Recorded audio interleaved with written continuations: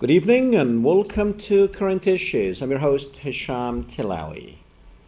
Well, tonight, ladies and gentlemen, we will be tackling an issue that I would rather really not waste my time on it, not because it's not important, but because it is not necessary. But I find myself actually dragged into defending something that probably you will find me totally on the other side of this issue. The issue I'm talking about is Sandy Hook. Yes, the massacre. The massacre of children at an elementary school that refuses to go away. Now, the pain will never go away, but now it's becoming the story of a nation. Conspiracy theory number 2. The first one was 9/11. Now it's the Sandy Hook conspiracy. Now some people want you to believe that the government is hiding something. Or maybe the government is the one that actually did it. Others went as far as saying it never took place. That was a staged event. All these people were actors, and the media carried it as if it was real. That's what some people want you to believe. Now, we're not talking about this tonight because it is that important to believe those people. No. But what is the reason we are talking about is because the media, the mainstream media, is actually making a big deal out of some of these people who have made statements such as it never took place, or the government was involved in it, or others have went as far as saying that the Israeli Mossad had something to do with it. They said that there's no way on earth that one person can kill that many children. Others said there were 3 shooters, 2 shooters, and they made a huge, big conspiracy because there was a second shooter. Some people did not believe that some of these dead children were actually dead, as in a picture which we will be showing you a little bit later. And some people made a big deal about why the parents were not allowed to see their children. Yes, I said made a big deal. Not because it's not important for parents to go and see their children, especially after they were told that they were dead. But imagine the chaos that would have been, or that would have been taken place if the police at the time of the shooting, or when they found out little after who was dead, imagine if they just let the parents in. That was a crime scene, but people were saying, well, the parents did not see their children for days. And other people said the coroner, this Wayne Carver, I think. We have a picture of Wayne. So put Wayne Carver's up. Okay, where Carver is little, he's a coroner and he's a little corny if you had seen some of his videos and the way he talks. But I guess if you are around dead bodies that long, as my friend Mark actually said, you probably will go crazy. Now, the guy, sure, in that interview, if some of you had seen it, we're not going to show it because we don't really think it's very important. But if you had seen him, yeah, he was probably out of it. But I guess, people expect a coroner to be sad, but he sees this stuff all the time. To him, it's just part of his job. Now, should he have reacted the way he did and talked the way he did? Probably not. But that doesn't mean that he's an actor. That doesn't mean that he made up these stories. No. Now, to start this, probably by now, you have figured out that I am not within the camp of those people who think that either the government had something to do with it, or the government planned it, or the government did this, or the government did that, or the Israeli Mossad. I am not. This is probably the first time that you're going to see me saying that, no, the Mossad did not do that. Don't waste your time on that. But politicians, sure, they grabbing the opportunity to do their politics. Those on the right probably want you to keep your bazookas to hunt squirrels, and they're going to fight for that. It's politics. It's not the dead children that's driving them. And those on the left, they probably want you to get rid of everything that you have and do away with the Second Amendment. Now, all these politicians know that they cannot do away with the Second Amendment. So you don't have to worry about it. Unless, and you know, for those of you, you know how an amendment is changed or amended. It is not just an act of Congress. It's an act of a nation. And that's not going to happen. So politicians know how far they can go, but you are playing with them. They're playing with you, and everybody is happy, except me and probably a few others, like my friend Mark Glenn, who will be with us here shortly, like some of our other friends. We don't really have many friends left, because most of our friends who were in what we called the Truth Movement, the 9/11 Truth Movement, spent 11 years convincing America with facts and figures and logic that what happened on 9/11 was not what the government said it happened. And many of those who were with us actually in that same camp, now we find them in this camp, in the Sandy Hook conspiracy camp, and they are driving it so fast.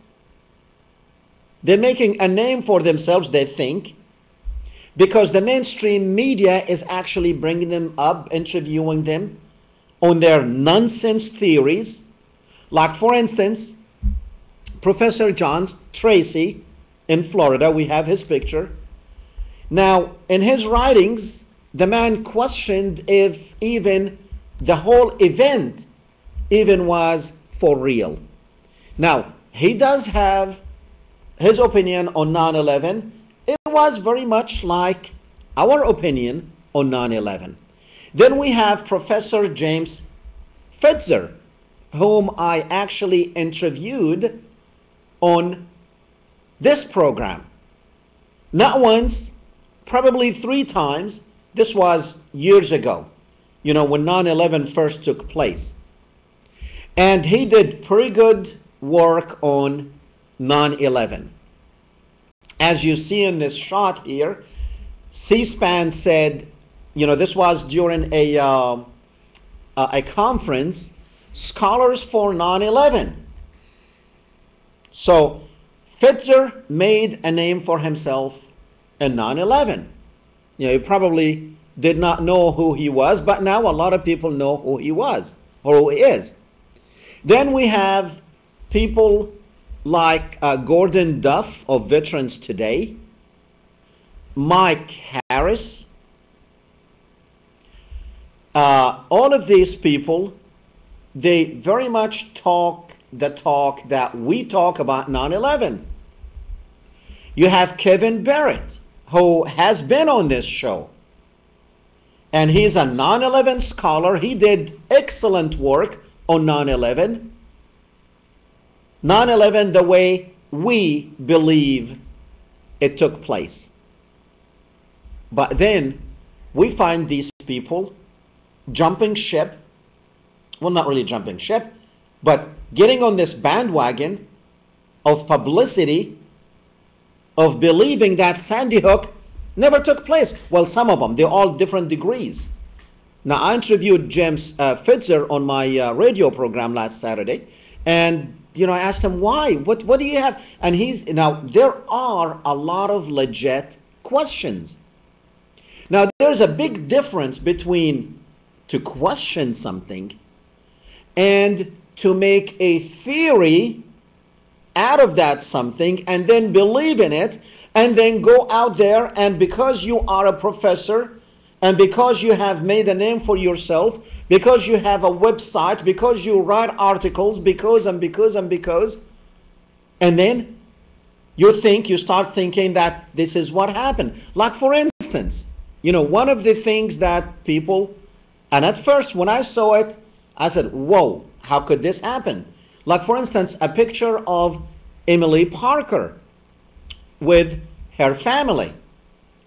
Now, you will see Emily, she is the little girl on the right-hand side.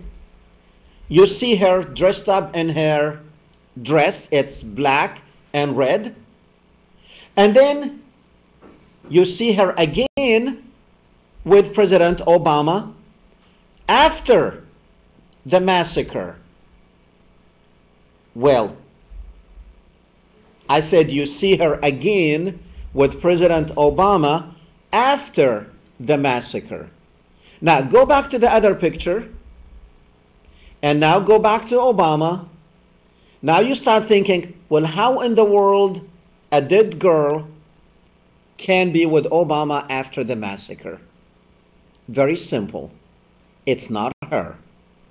But people have made a big to-do about this one, and it's like, whoa, wait a minute, all these are actors, that's not her father, that's not her mother, all these are actors. And this internet thing and the social networks, they're good, but they can also be bad, because people seeing that, they start making stories and theories. It's good to question, though. When I saw that picture, I said, well, wait a minute.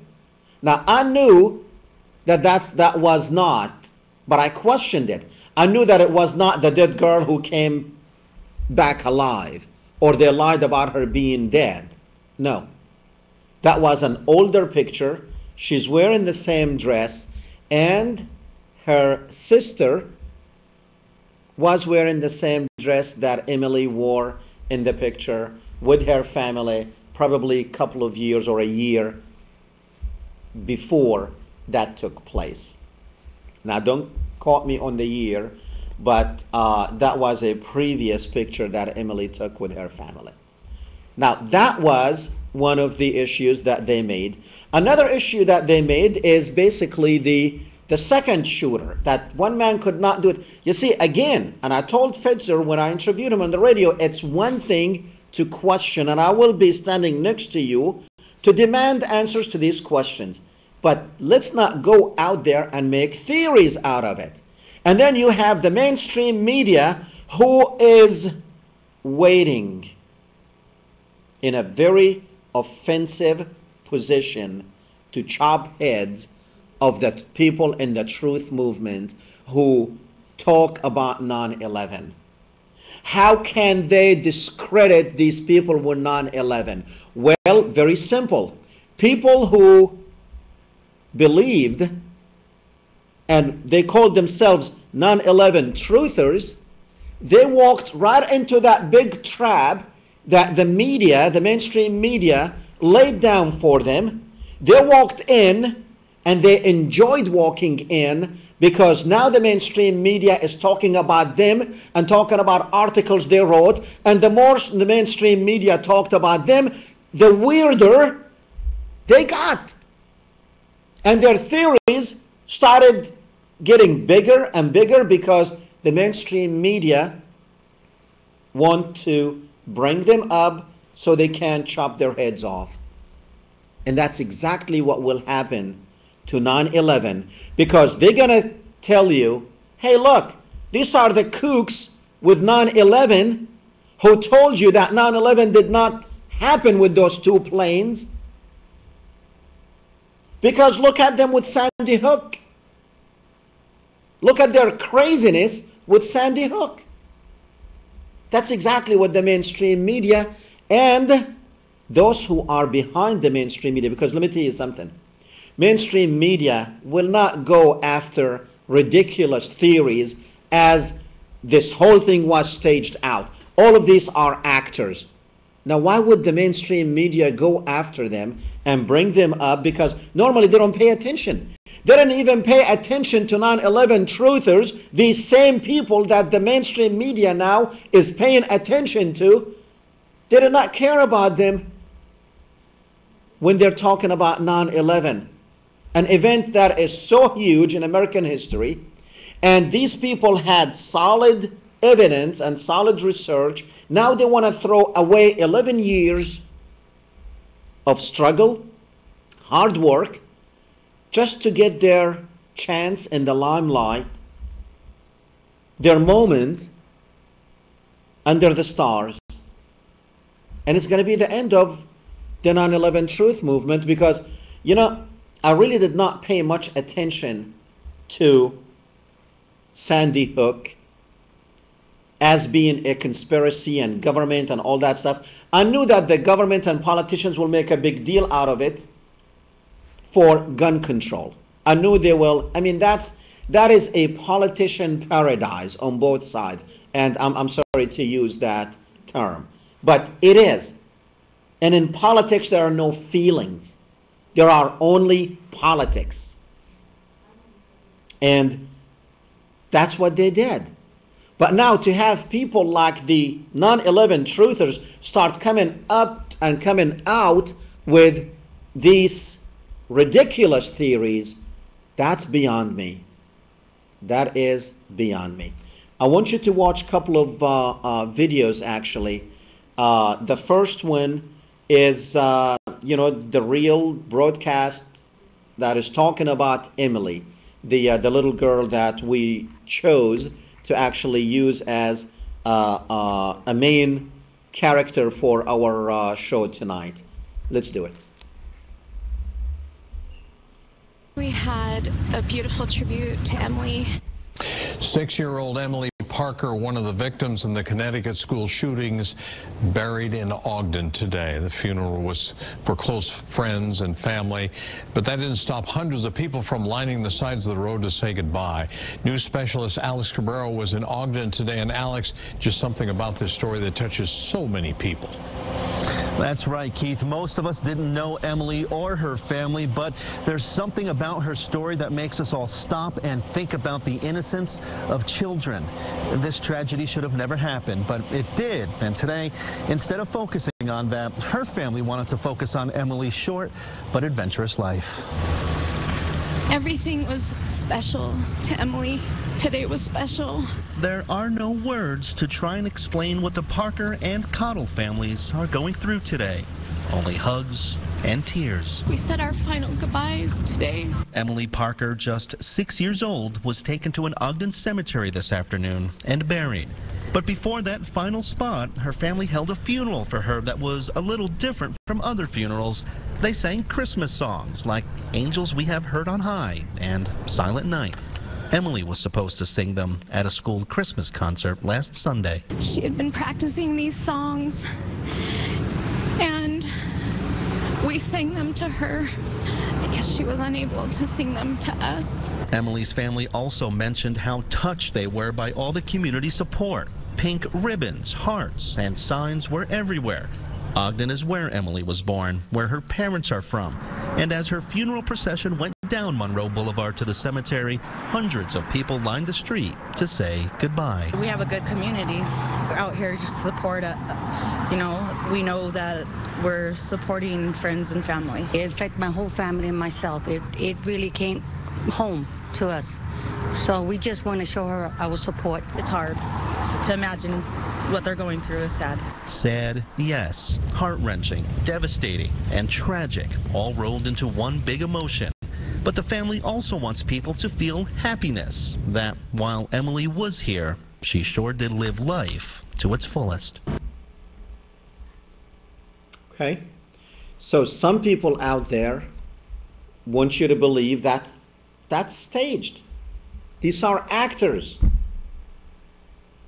I'm not kidding, ladies and gentlemen. This stuff is actually out there. And then, you know, there was the thing about the second shooter. Now, this one, probably, it's like they made a theory out of the second shooter that there was a man arrested. Yeah, they arrested a man that morning. And now, by now, all of you know that that man happened to be there. He happened to be there because he was the father of one of the children that died. He was coming to school, something about his child, you know, maybe to meet with his teachers or something. But he just happened to be, I guess, in the wrong place at the wrong time. And people made a big deal out of that. Let's see this next video.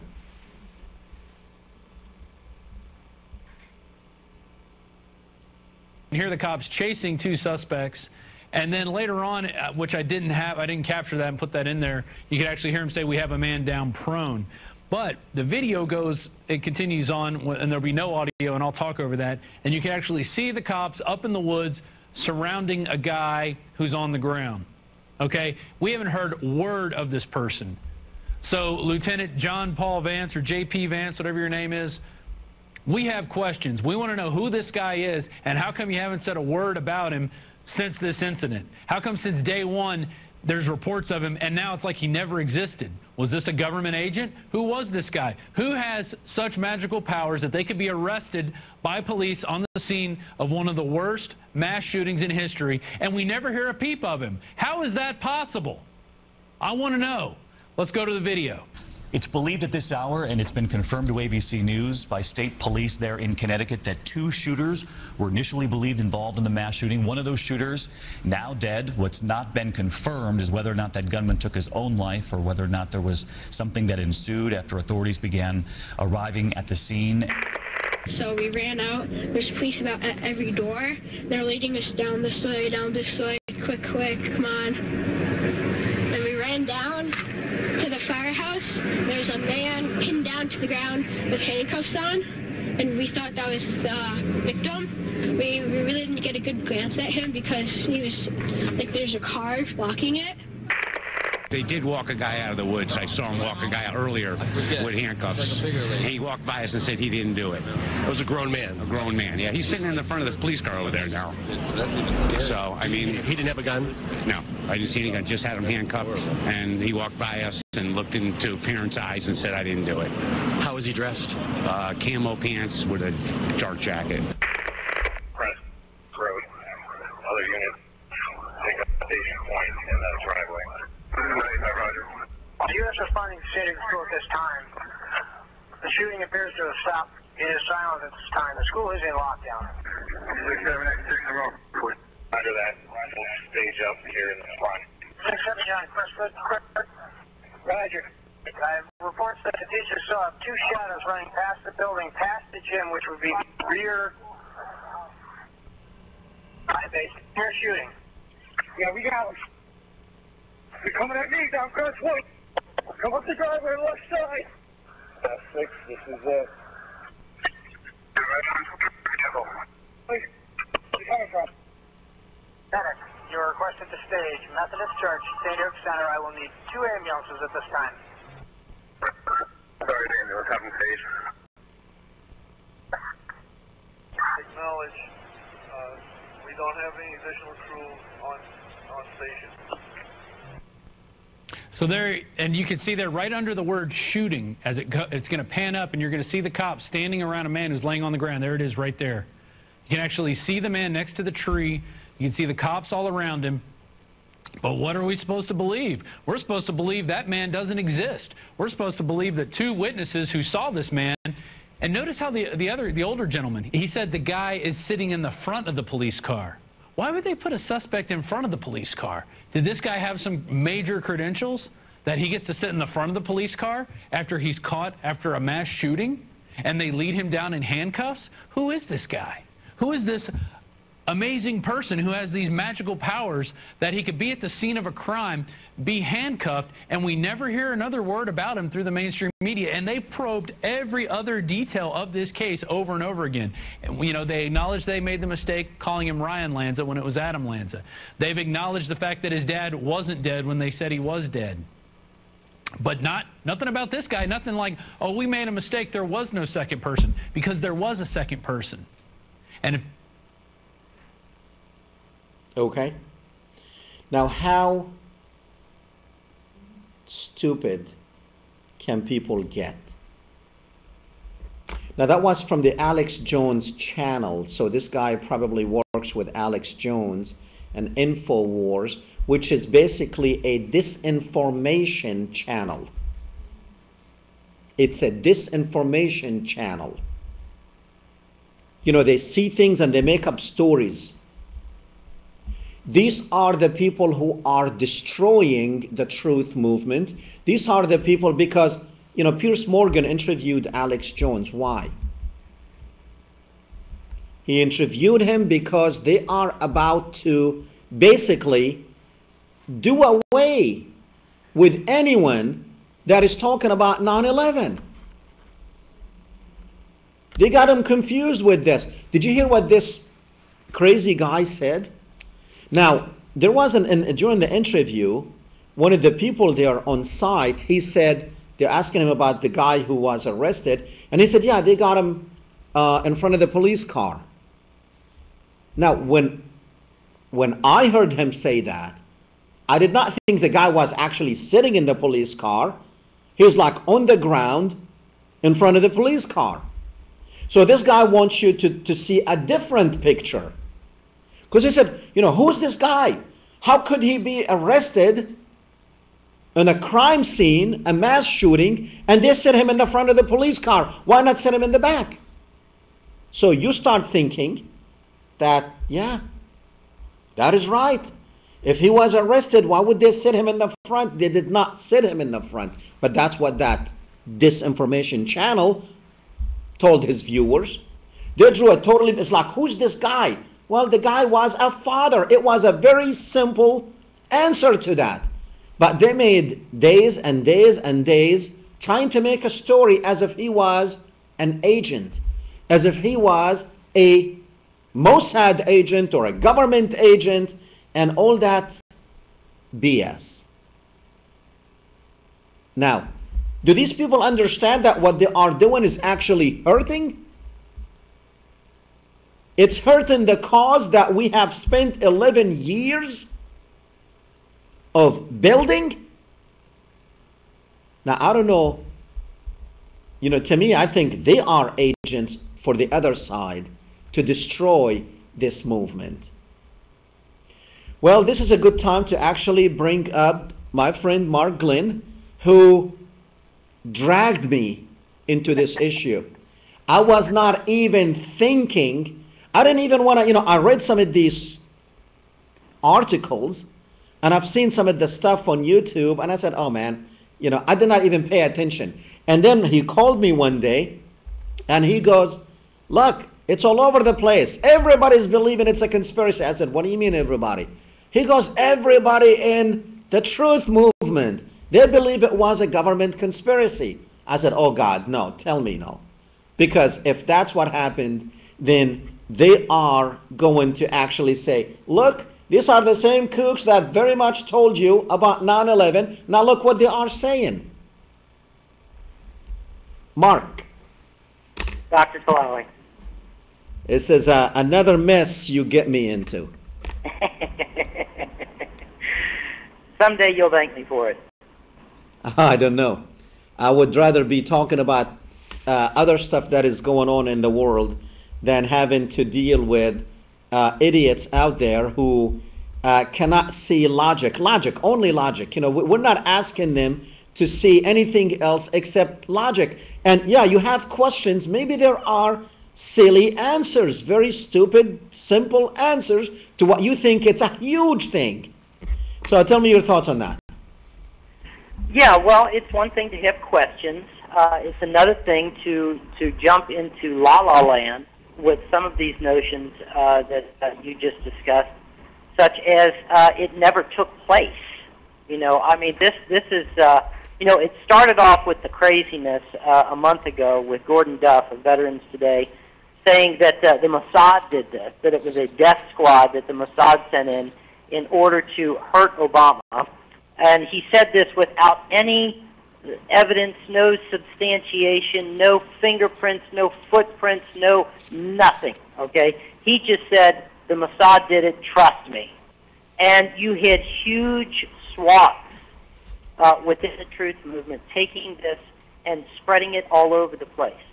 And then from there, it just got crazier, as you mentioned there a few moments ago, to where now you have large numbers of people who are actually saying that it never even happened, that there were no shooters, there was no massacre, no dead children, that they're all actors, that these parents are just paid actors who are going there and pretending to mourn their lost children. And as I said, Hesham, if it were only one or two crazies, because let's face it, there's always one or two crazies in any family. If it were only one or two, then we could say, well, oh well, big deal. But it's a sizable number of people who are buying into these very dangerous ideas that, as you said earlier, are going to destroy 11 years worth of work. What do you, or why do you think the mainstream media actually is showing interest in something that they themselves know it's silly, it's crazy ideas? Anderson Cooper, to spend, for CNN to spend millions of dollars just to show these crazy ideas. Is it the ideas that they want to show, or they want to show who's saying these ideas and linking them? Because every time I see them talking about one of those guys, they will always bring up 9/11. It's like, this is the guy who said this and this about 9/11, and now he doesn't think that this thing took place. What do you say about that?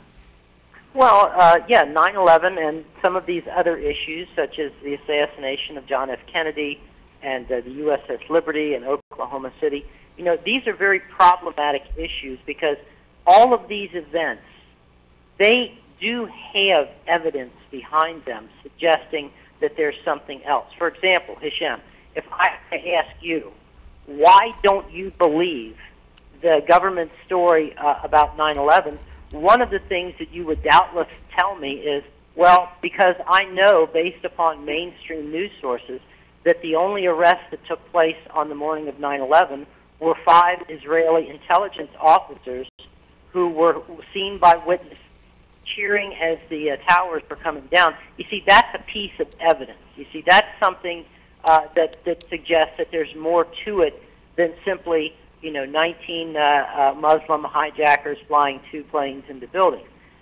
If I were to ask, why don't you believe the official story about the USS Liberty, that it was a case of mistaken identity?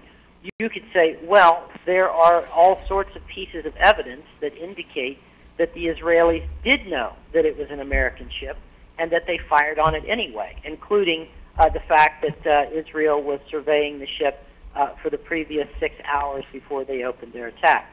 So, but with Sandy Hook, there's nothing that anyone can point to and to say, here is a piece of evidence that at least suggests that there is something more to this than simply one crazy guy going in and murdering a bunch of kids. And so the mainstream media, they can go ahead and they can do an expose on the crazy conspiracy theories of Sandy Hook because there's no information involving it that's threatening to them. They know that they don't have to worry about any reports of Mossad agents because there weren't. They don't have to worry about, conflicting pieces of information because there's nothing there to investigate. So by painting the 9/11 truthers and the JFK truthers and the USS Liberty truthers with this very, very dirty paint, of embracing these crazy conspiracy theories about Sandy Hook, what they have done, in effect, is to validate the official lines with regards to 9/11 and these other stories. Because now, what American is going to live? I mean, this is what I'm saying to those of you out there in the 9/11 truth movement who have been embracing the Sandy Hook story, or maybe you haven't. You know, what's going to happen next time you get together with your family and you try to talk to them about 9/11? They're going to say, oh, okay, what are you going to say to us now? That it never happened? That 9/11 never happened? You see, that is the poisoning that has taken place as a result of the media coverage of these crazy events of Sandy Hook, is that it's just like the old story, Hesham, of the boy who cried wolf. Okay, right. He lied and lied and lied and lied, and then he finally told the truth, but nobody believed him. Well, in this case, the boy told the truth over and over and over again, but the last time he lied, and now they won't believe him. Yeah, that's exactly my point. And also, just to add to your 5 Israelis who were arrested on 9/11, they even, when they went back, they said that they were there on Israeli television. They said, we were there to film the event. So, I mean, that is solid proof. But we have hundreds of solid proof about 9/11 that it did not take place the way the government said it is. But now, like you said, you know, all these 9/11 truthers, they have been telling the truth, and now I don't know why they are actually competing with each other to see who's the craziest. Is it because the mainstream media now is paying attention to them and they want it to be there regardless of what the cost, just as long as they become famous for a week? Well, I think it's that, Hesham, and it's also that I think that the movement in general suffers from a general addiction to conspiracy theories, okay? We have gotten so used to assuming that all the information that we get about anything is tainted or that it's a lie, that we automatically go the opposite direction. And so we don't, you know, we assume that you know, everything that they hand us is fool's gold. And so we don't recognize when we actually find the real gold nugget. So I think that within the movement itself, if one of these guys were to come forward and to say, no, it looks like just a regular massacre, and it's not as if this thing doesn't happen in America on a weekly basis anyway, I think that they realize that they would lose support of their readers. They would alienate people. I mean, look at what you and I and Mike Piper and a few other people are dealing with as a result of saying, hold on, people, let's be rational about this, let's be reasonable about this. I mean, we're dealing with a tidal wave of irrationality out there because people don't want to hear that their pet conspiracy theory may not actually be true. So I think that there's an emotional element that is associated with this. I don't necessarily think that people like Jim Fetzer and Gordon Duff are paid agents or anything like that. I think what it is that they know what their audience wants to hear, and they know that if they're going to stay in business doing what they do, which is to write and to give commentary on these things, that they have to please their audience, even if they themselves know that there's nothing there to substantiate the theories that they're putting forward. So, I mean, how many of us out there, and I know you have been following this a lot more than I have, how many of us out there left in this so-called truth movement or 9/11 truth movement that's on our side? Are we a very small minority here, or what is the percentage? Well, the numbers would certainly suggest that most people would prefer to go along with the party line, which is, you know, that the government did it, that the government sent this guy in to kill all these kids in order to take our guns away, or the Mossad did it, or even the crazies who say that it never happened. But I think that if you and I and Mike Piper discussed this on your show Sunday, and we said the media is going to roll over us like a ton of lead. And literally within 48 hours, that's exactly what was happening. So I think that there are going to be people who they're going to snap out of their spell. They're going to see that this is nonsense. I mean, my God, how many mass murders have to take place in America on a weekly basis before people come to understand that this is what America has become? You know, we have been deliberately bred. I mean, people want a conspiracy theory. Okay, I'll give you a conspiracy theory to this whole thing. The deliberate injection of raw violence to our national consciousness through control of the media in order to turn us into a nation of psychopaths who worships violence so that we will go to the Middle East and fight a series of wars against 1.5 billion people for 100 years, and that the result of this is now that we have kids who go into schools and other places and kill each other in mass. Okay, there's your conspiracy theory, if you really want one, is that the violent society that we have become has been a deliberate, by deliberate design in order to create a nation of people who are addicted to war.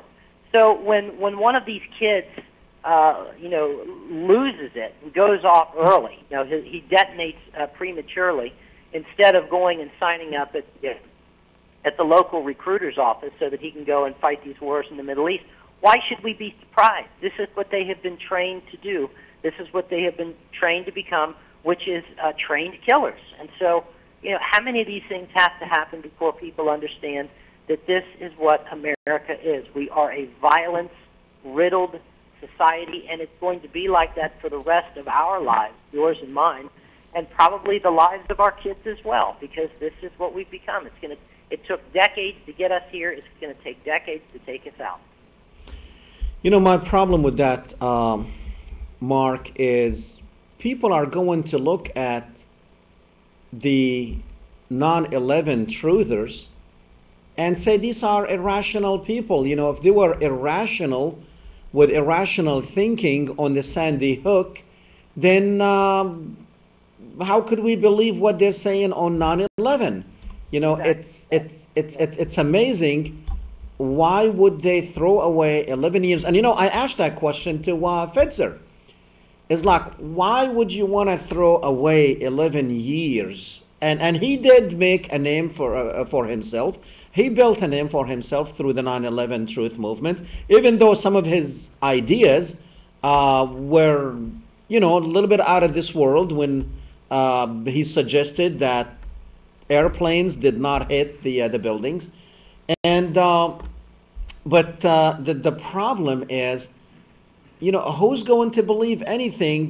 To me, I really think that the media and whomever is behind it, which they were the same people who actually hid 9/11 from the public eye, right now they are slaughtering or about to finish the 9/11 Truth Movement, and it'll be the end of it.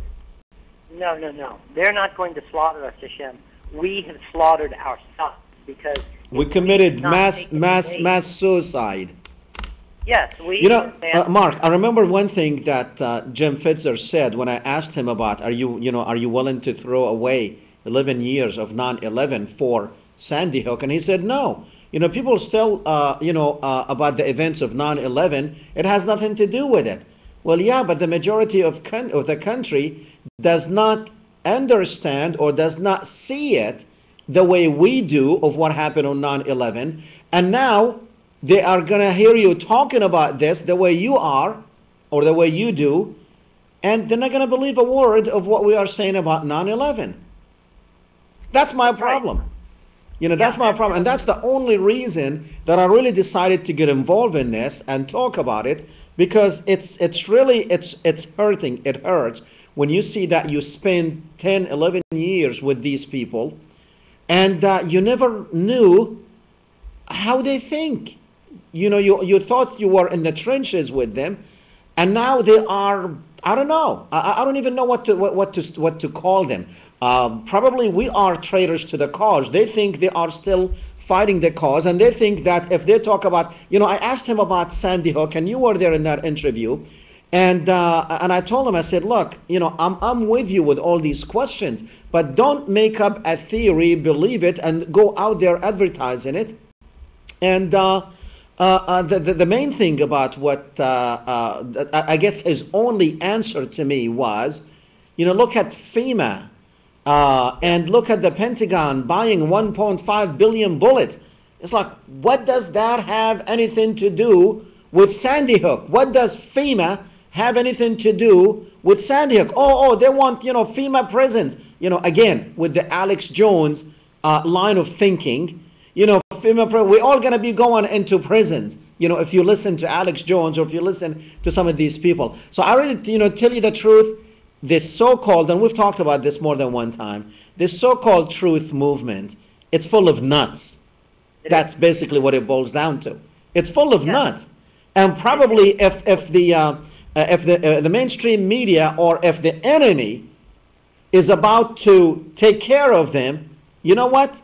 Just like you said, we walked into this trap by our own 2 feet. Well, not us. I guess we are the survivors of this mass suicide. Yes, that's right. And I think what it boils down to, Hesham, is, you've got people who, they want something to do with their time, okay? They're bored or they're lonely or something like that. And so they're not in this thing to win. And this is one of the things that I point out often on my programs. If you're not in this thing to win, then there's no reason for you to be in it. It's like being on a ball team, playing baseball. Your goal should be to go out there and win. And as you know, the whole team wins or the whole team loses. You can have 2 guys out of 9 who do the hard work and they practice and they keep in shape and all the rest of that.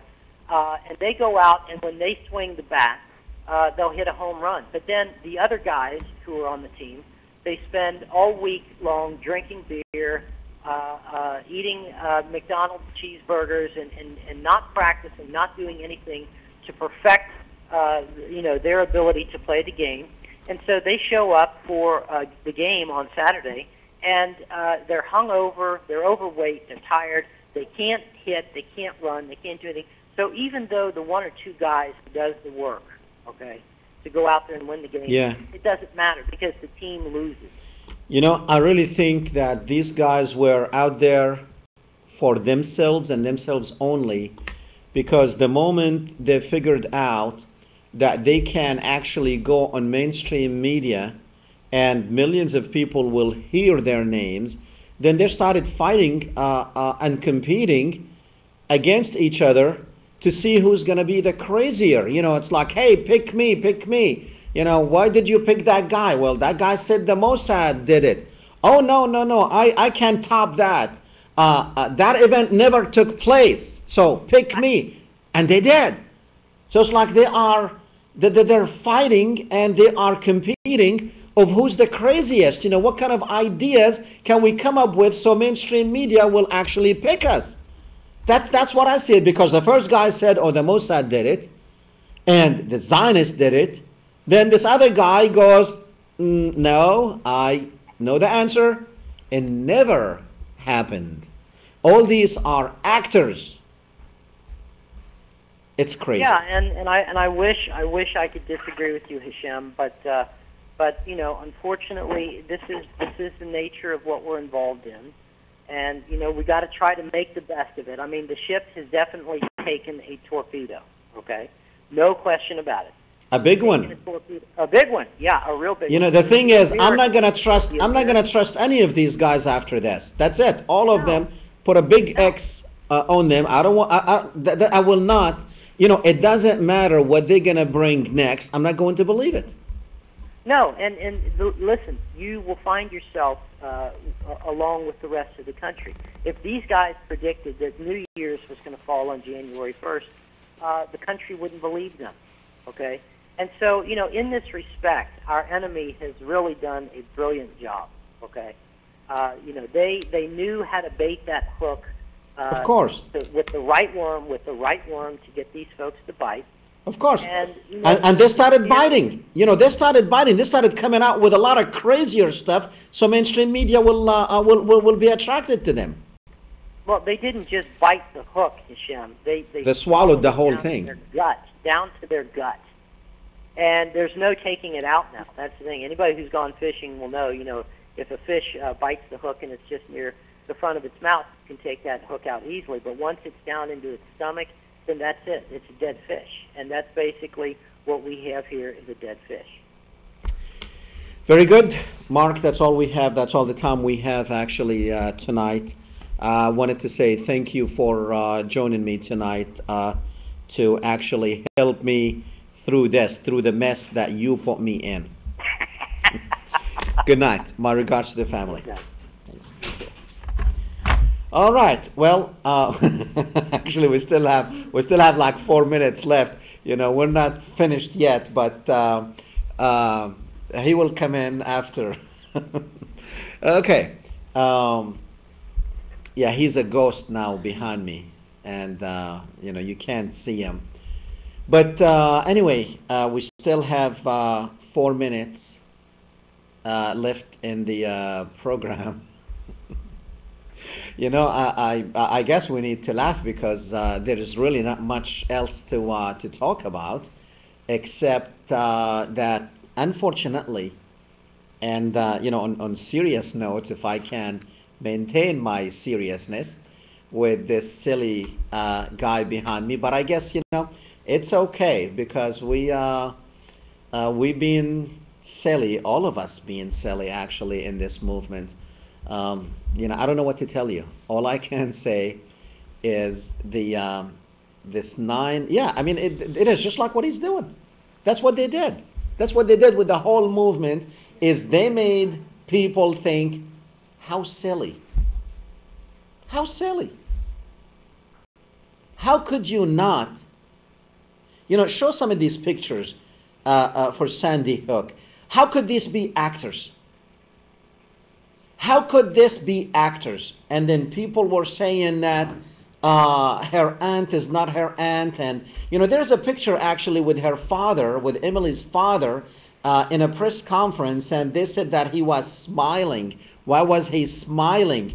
Actually, if you've seen the video, I don't know if you, now with a still picture, you think he's smiling, but if you've seen the video, it could be considered as a little smile. But listen, people in those situations, you never know how they're going to react. And that was not the same day.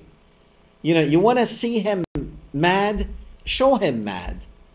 We have pictures to show him mad. Is that so? If he looked like that, then his true father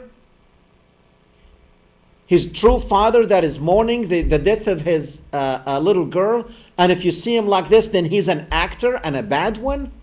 I'm serious. I'm not making this up. People actually talked about this, about him being a bad actor, and about the coroner being a bad actor. Everybody was an actor to these people. And unfortunately, like we said, many of those people who believe in this nonsense and wrote about it and still writing about it are people who defended 9/11 for many years. And the mainstream media knows that.